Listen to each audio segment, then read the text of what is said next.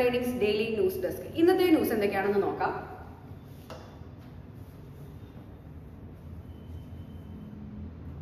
Cannot run bullet train with the bogies of goods train. Court flags Arctic law. SpaceX rocket places Indian startup satellite into orbit. Cabinet extends PM Swanidhi for street vendors, enhances loan amount. Secondary tertiary effects of US tariffs on economy pose challenges. Finance Ministry report. ഈ news ഒക്കെ എന്തൊക്കെയാണ് നമുക്ക് detail ആയിട്ട് നോക്കാം. Cannot run bullet train with the bogies of goods train. Court flags Arctic law. ഇതിലെന്താ പറയുന്നത് വെച്ചാൽ Delhi high court പറയുകയാണ് എന്ത്, അതായത് നമ്മൾക്ക് ഈ പഴയ ബോഗീസ് ഒക്കെ വെച്ചിട്ട് ഒരു ബുള്ളറ്റ് ട്രെയിൻ എന്താണ് റൺ ചെയ്യാൻ പറ്റില്ല എന്ന് ജസ്റ്റ് ഒരു കളിയാക്കൽ പോലാണ് ഇവിടെ പറയുന്നത്.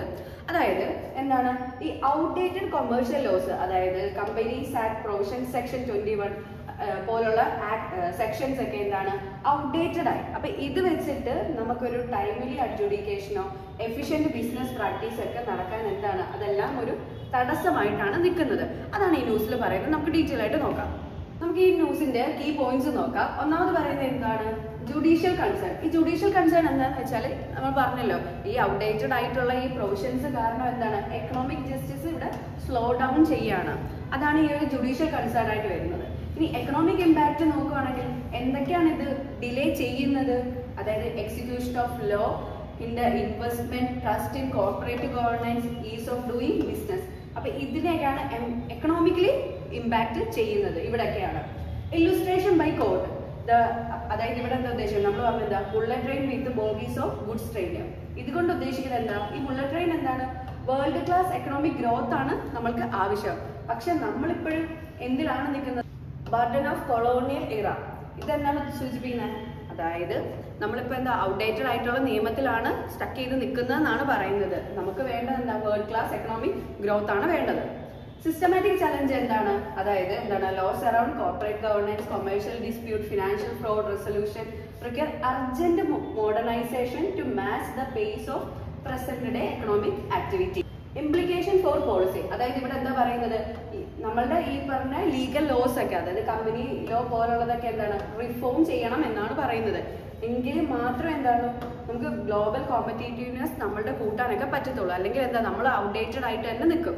ഓക്കെ, അതാണ് ഇതിന്റെ ഒരു കീ പോയിന്റ്സ് എന്ന് പറയുന്നത്. ഓക്കെ, മീൻസിലേക്ക് നോക്കുകയാണെങ്കിൽ GS പേപ്പർ 2ലും GS പേപ്പർ 3ലും 2ൽ എന്താണ് governance, constitution, polity, social justice, international റിലേഷൻസിലാണ് വരുന്നത്. അതുപോലെ എന്താണ് GS പേപ്പർ 3 നോക്കുകയാണെങ്കിൽ ഇന്ത്യൻ എക്കോണമി ആണ്. ഓക്കെ, അപ്പൊ ഈ പോയിന്റ്സ് ക്ലിയർ ആയിട്ട് നോക്കുക, ന്യൂസ് നല്ലപോലെ വായിക്കാം. നമുക്ക് നെക്സ്റ്റ് ന്യൂസ് നോക്കാം. അടുത്ത ന്യൂസ് നോക്കാം. SpaceX rocket places Indian startup satellite into orbit. അതായത് ഇവിടെ എന്താ പറയുന്നത് വെച്ചാൽ ഓഗസ്റ്റ് 27 2025 എന്താണ് SpaceX ഫാൽക്കൺ 9 എന്ന് പറഞ്ഞ ഒരു റോക്കറ്റ് എന്താണ് സക്സസ്ഫുള്ളി എന്താണ് പ്ലേസ് ചെയ്തു. അതെന്താണ് 3 ഹൈപ്പർ സ്പെക്ട്രൽ ഇമേജിംഗ് സാറ്റലൈറ്റ് ആണ്. ഇത് ആരാ ഡെവലപ്പ് ചെയ്തത്, ഇന്ത്യൻ സ്റ്റാർട്ടപ്പ് ആയ പിക്സൽ ആണ് ഡെവലപ്പ് ചെയ്തത്. ഓക്കെ, ഇതെന്താണെന്ന് വെച്ചാൽ ഇത് ഫയർഫ്ലൈ കോൺസ്റ്റലേഷന്റെ ഒരു ഫസ്റ്റ് ഫേസ് കംപ്ലീഷൻ ആയിരുന്നു നടന്നത്. ഓക്കെ, ഈ ഫയർഫ്ലൈ കോൺസ്റ്റലേഷൻ എന്താന്ന് വെച്ചാൽ project aimed at creating a global hyper spectral imaging system. പിക്സലിന്റെ കൂടെ ധ്രുവ സ്പേസ് എന്ന് പറഞ്ഞ ഒരു സ്റ്റാർട്ടപ്പ് എന്താണ് അവരുടെ ഒരു പേലോഡും എന്താണ് ലോഞ്ച് ചെയ്തു.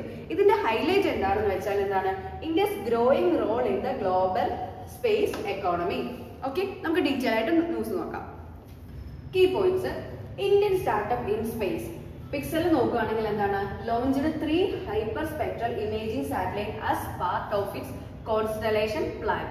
18 to 24 satellites for global coverage every 24 hours. Dhruva space നോക്കുകയാണെങ്കിൽ എന്താണ് developed payloads with advanced AI module and hyper spectral imager. അപ്പൊ ധ്രുവ സ്പേസ് എന്താണ് AI മൊഡ്യൂൾ ഹൈപ്പർ സ്പെക്ട്രൽ ഇമേജും ആണ് ഡെവലപ്പ് ചെയ്തത്. പിക്സൽ ലോഞ്ച് ചെയ്തിരിക്കുന്നത് എന്താണ് 3 ഹൈപ്പർ സ്പെക്ട്രൽ ഇമേജിംഗ് സാറ്റലൈറ്റ് ആണ്. ഓക്കെ, ഇതിന്റെ ടെക്നോളജി പരമായിട്ട് നോക്കുകയാണെങ്കിൽ എന്താണ് satellite capture high resolution images of earth in 135 spectral bands spanning visible to infrared ranges. Hyper spectral imaging helps detect എന്താണ് crop health, nutrient deficiencies, underground leaks, methane emission and mineral mapping. ഇതിന്റെ application എങ്ങനെയാണെന്ന് വെച്ചാൽ എന്താണ്, നമുക്ക് എന്തിലൊക്കെ apply ചെയ്യാം. Agriculture നോക്കുകയാണെങ്കിൽ എന്താണ്, crop monitoring, precision farming. Environment നോക്കുകയാണെങ്കിൽ climate monitoring, pollution mapping. Energy sector നോക്കുകയാണെങ്കിൽ എന്താണ്, detecting invisible leaks in oil and gas pipelines. Disaster management നോക്കുകയാണെങ്കിൽ എന്താണ്, real time image of flood, drought, forest fires. Okay, ഇവിടേക്കാണ് എന്താണ് നമുക്ക് ഇതിന്റെ application വരുന്നത്. ഒരു ഗ്ലോബൽ റിലവൻസ് നോക്കുകയാണെങ്കിൽ എന്താണ്, hyper spectral imaging can convert isolated snapshot into continuous planetary memory. അതായത് എന്താണ്, ഇങ്ങനെ ഐസൊലേറ്റഡ് ആയിട്ടുള്ള ഇമേജ് എല്ലാം കൂടെ ഒരുമിച്ച് ഒറ്റൊരു ഇമേജ് ആക്കി മാറ്റാനായിട്ട് പറ്റും. അതുപോലെ എന്താണ്, expanding to 655 satellite will transform earth observation with unmatched details. Significance for India. Significance നോക്കുകയാണെങ്കിൽ എന്താണ്, reflects India's private sector innovation in space beyond ISRO led missions. Okay. Strengthens എന്താണ്, India standing in the global commercial space sector. Supports Atmanirbhar Bharat by building indigenous capability in high-tech areas. Okay, ഇതാണ് നമ്മളുടെ എന്താണ് ഈ ഒരു launch കൊണ്ട് എന്താണുള്ള ഇന്ത്യയുടെ സിഗ്നിഫിക്കൻസും അതിന്റെ പ്രധാനപ്പെട്ട പോയിന്റ്സ് ഒക്കെയാണ് ഇവിടെ പറയുന്നത്. ഓക്കെ, UPSC റിലവൻസ് നോക്കുകയാണെങ്കിൽ എന്താണ്, GS പേപ്പർ 3ലാണ് സയൻസ് ആൻഡ് ടെക്നോളജി. അതിലെന്താണ്, indigenization of technology, achievements of Indians in science and technology, application of space technology in agriculture, environment and economy. അപ്പൊ ഈ പോർഷനൊക്കെ ക്ലിയർ ആയിട്ട് നോക്കുക, ഈ ന്യൂസ് നന്നായിട്ട് വായിക്കാം. ഓക്കെ, ന്യൂസ് നോക്കാം. എന്താണ്, cabinet extends PM Svanidhi for street vendors, enhance loan amount. Okay, ഈ ന്യൂസിൽ എന്താണ് പറയുന്നത് വെച്ചാൽ ഓഗസ്റ്റ് 27, 2025 എന്താണ് യൂണിയൻ ക്യാബിനറ്റ് അപ്രൂവ് ചെയ്യും. എന്ത് അപ്രൂവ് ചെയ്തു? PM സ്ട്രീറ്റ് വെൻഡേഴ്സ് ആത്മനിർഭർ നിധി, PM സ്വനിധി എന്ന് പറയുന്ന ഈ ഒരു സ്കീം എന്താണ് റീസ്ട്രക്ചർ ചെയ്യുകയും എക്സ്റ്റെൻഡ് ചെയ്യുകയും ചെയ്തിരിക്കുകയാണ്. എന്ന് വരെ മാർച്ച് 31, 2030 വരെ. ഈ ഒരു സ്കീം എന്താണ് പ്രൊവൈഡ് ചെയ്യുന്നത് വെച്ചാൽ എന്താണ്, affordable working capital loans to street vendors, aiming to formalise support this vulnerable section for the urban informal economy. Okay, അപ്പൊ എന്താ, സ്ട്രീറ്റ് വെൻഡേഴ്സിന് വേണ്ട അഫോർഡബിൾ ആയിട്ടുള്ള വർക്കിംഗ് ക്യാപിറ്റൽ ലോൺസ് പ്രൊവൈഡ് ചെയ്യുക, അതുപോലെ എന്താണ് വൾനറബിൾ സെക്ഷന് ഒരു സപ്പോർട്ട്. അതാണ് ഈ ഒരു സ്കീം കൊണ്ട് ഉദ്ദേശിക്കുന്നത്. നമുക്ക് ഡീറ്റെയിൽ ആയിട്ട് ഈ ന്യൂസ് ഒന്ന് നോക്കാം. എക്സ്റ്റൻഡഡ് പീരീഡ് എന്താണ്, അതായത് ഡിസംബർ 31, 2024 എന്താണ് മാർച്ച് 31, 2030 വരെയാണ് എന്താണ് എക്സ്റ്റെൻഡ് ചെയ്തിരിക്കുന്നത്. അതുപോലെ ബെനിഫിഷ്യറീസ് ആരാണ്, expected to benefit 1.15 crore vendors including 50 lakh new ones. അപ്പൊ എന്താണ് 1.15 കോടി വെൻഡേഴ്സും പുതുതായിട്ടുള്ള എന്താണ് 50 ലക്ഷത്തോളമുള്ള വെൻഡേഴ്സിനെയും ഇതിൽ ഇൻക്ലൂഡ് ചെയ്തിട്ടുണ്ട്. ലോൺ റീസ്ട്രക്ചറിങ് ചെയ്തേക്കുന്നത് എങ്ങനെയാണ്, ഫസ്റ്റ് നോക്കുകയാണെങ്കിൽ ഫസ്റ്റ് ഫേസിൽ നോക്കുകയാണെങ്കിൽ എന്താണ് 10,000 മുതൽ 20,000 നിന്ന് എന്താണ് 25,000 ഒരു ഇൻക്രീസ്. സെക്കൻഡ് ഫേസിൽ എന്താണ് റിമെയിൻസ് അൺചേഞ്ച്ഡ്. ഒരു ന്യൂ പ്രൊവിഷൻ എന്താണ്, a fourth loan tranche with a higher amount introduced. അപ്പൊ എന്താണ് ഒരു ഹയർ എമൗണ്ട് വരുന്ന ഒരു ലോൺ എമൗണ്ട് ഇൻട്രൊഡ്യൂസ് ചെയ്തു. സപ്പോർട്ടീവ് ഇൻസെന്റീവ്സ് എന്താണ്, digital cash back. Digital cash back ഉണ്ട്, interest subsidies will continue. Implementation എങ്ങനെയാണ്, jointly by the ministry of housing and urban affairs, പിന്നെ ആരുമായിട്ടാണ് ഡിപ്പാർട്ട്മെന്റ് ഓഫ് ഫിനാൻഷ്യൽ സർവീസ്. ഇവർ ഒരുമിച്ച് ചേർന്നിട്ടാണ് ഇതിന്റെ ഇംപ്ലിമെന്റേഷൻ നടത്തുന്നത്. ഇതിന്റെ സിഗ്നിഫിക്കൻസ് എന്താണ്, ഫിനാൻഷ്യൽ ഇൻക്ലൂഷൻ നോക്കുകയാണെങ്കിൽ provides easy credit access to street vendors. എന്താണ് ഒരു ഈസി ക്രെഡിറ്റ് ആക്സസ് ആണ് നൽകുന്നത്. One of the most vulnerable informal sector groups. എന്താണ് മോസ്റ്റ് വൾനറബിൾ ഇൻഫോർമൽ സെക്ടർ ഗ്രൂപ്പ്സിന് ഈസി ആക്സസ് ആണ് കൊടുക്കുന്നത്, ക്രെഡിറ്റ് ആക്സസ് കൊടുക്കുന്നു. അർബൻ ലൈവ്ലിഹുഡ്സ് നോക്കുകയാണെങ്കിൽ എന്താ, enhance income security and resilience of street vendors. Digital push നോക്കുകയാണെങ്കിൽ encourages digital transactions through cashbacks, promoting formalization. Atmanirbhar Bharat aligns with the government vision of empowering marginalized communities. ഈ scheme വഴി എന്താണ് ഉദ്ദേശിക്കുന്നത്, എന്താണ് marginalized ആയിട്ടുള്ള കമ്മ്യൂണിറ്റീസിനെ എംപവർ ചെയ്യാം. Economic boost നോക്കുകയാണെങ്കിൽ എന്താ, strengthens local market and grass root entrepreneurship. Local മാർക്കറ്റ്സും അതുപോലെ എന്താണ് ഗ്രാസ് റൂട്ട് ലെവലിലുള്ള ഓണ്ടർപ്രണേഴ്സിനെയൊക്കെ എന്താണ് ബൂസ്റ്റ് ചെയ്യുക, സ്ട്രെങ്തൻ ചെയ്യുക, അവരുടെ എക്കണോമിക് ബൂസ്റ്റ് ചെയ്യുക എന്നാണ് ഉദ്ദേശിക്കുന്നത്. ഇവിടെ ചലഞ്ചസ് എന്താണ്, ensuring outreach to all eligible street vendors.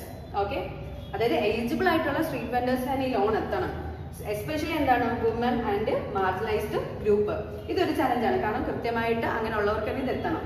ഇവിടെ എന്താണ് പറയുന്നത്, പ്രിവെന്റിങ് എന്താണ്, അതായത് ഈ റിപ്പീറ്റ് ആയിട്ടുള്ള ബോറോയിങ് വഴി അവർക്ക് എന്താ അത് തിരിച്ചടയ്ക്കാൻ പറ്റാത്ത ഒരു അവസ്ഥ ഉണ്ടാകരുത്. അത് നമ്മൾ എന്താണ് പ്രിവെന്റ് ചെയ്യണം. അങ്ങനെ ആ ഒരു കണ്ടീഷനിൽ എത്തരുത്, അത് പ്രിവെന്റ് ചെയ്യണം.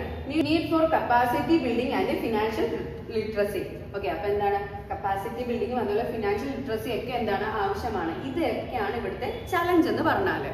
ഓക്കെ, UPSC റിലവൻസ് നോക്കുകയാണെങ്കിൽ എന്താണ് GS പേപ്പർ 2ലും GS പേപ്പർ 3ലും ആണ്. GS പേപ്പർ 2ല് welfare schemes for vulnerable sections of the population and their performance, issues relating to poverty and urban governance.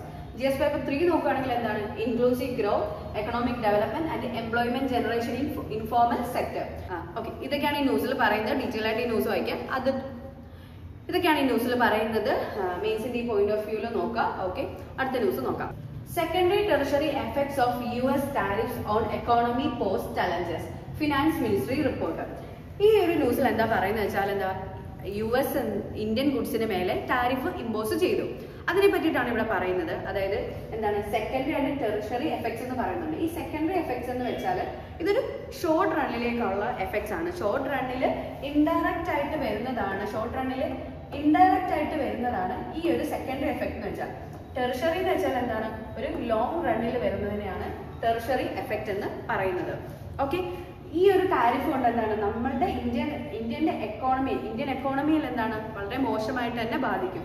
അതായത് ഇപ്പൊ ഈ പറഞ്ഞ പോലെ നമ്മുടെ ഇന്റർനെറ്റ് പല കാര്യങ്ങളിലൊക്കെ ഇവിടെ ഷോർട്ട് റണ്ണിൽ ലോസ് വരുമ്പോൾ ലോങ് റണ്ണിൽ എന്താണ് നമ്മുടെ GDP ഒക്കെയാണ് ബാധിക്കുന്നത്. ഓക്കെ, അതാണ് ഇവിടെ പറയുന്നത്. അപ്പൊ എന്താണ് ഇന്ത്യ US ആയിട്ടുള്ള ട്രേഡിംഗ് നെഗോഷിയേഷൻ കാര്യങ്ങളൊക്കെ നടക്കുകയാണ്. ഡീറ്റെയിൽ ആയിട്ട് ഈ ന്യൂസ് നോക്കാം. ഇതിന്റെ കീ ഹൈലൈറ്റ് നോക്കാം. അതായത് ടാരിഫ് ഇമ്പോസ് ചെയ്തത്, അതായത് എന്താണ് US 50% ടാരിഫാണ് ഇന്ത്യൻ ഗുഡ്സിന് മേലെ ഇമ്പോസ് ചെയ്യുന്നത്. അത് എഫക്റ്റിൽ വന്ന എപ്പോഴാണ് August 27, 2025, അതായത് ഇന്നലെ മുതൽ.